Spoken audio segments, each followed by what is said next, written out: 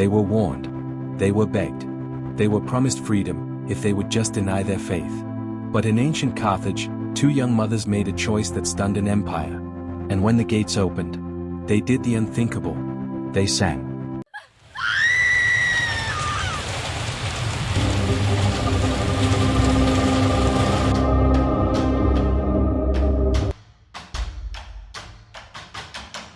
Welcome to Behind the Crime. Step into the real stories, raw footage, and shocking truths. Carthage, North Africa, 203 AD. The Roman Empire demanded loyalty. One sacrifice, one gesture, one denial. That was all it took to save your life. But Perpetua, a noblewoman barely in her 20s, and Felicity, an enslaved woman 8 months pregnant, refused. Two women from different worlds, linked by the same unshakable conviction, and condemned for it. It began in a private prison cell. Cold walls, iron chains, guards waiting for one word: renounce. Instead, Perpetua wrote a diary, now one of the earliest known works by a woman in history. A window into fear, courage, and the quiet terror of waiting. Days passed. Felicity gave birth in captivity. Perpetua comforted her. Then came the decree. Execution. Public. Spectacle. A warning to anyone who challenged Roman order. The women walked into the arena, steady, calm, singing hymns that echoed through stone corridors. And the crowd fell silent. Even the executioners hesitated. Historians have spent centuries studying the records. Court documents, eyewitness accounts, and Perpetua's own journal. The red herrings are everywhere. Was it purely political?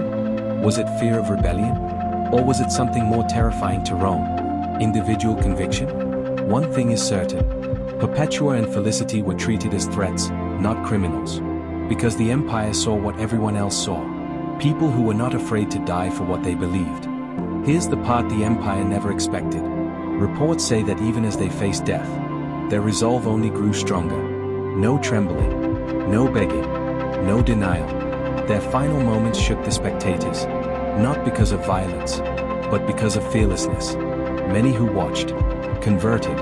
The execution meant to extinguish a movement, fueled it instead. Today, their story is still studied, debated, preserved. Perpetua's diary is considered one of the most important documents of early Christian history. Churches around the world honor them. Their courage is retold in dozens of languages.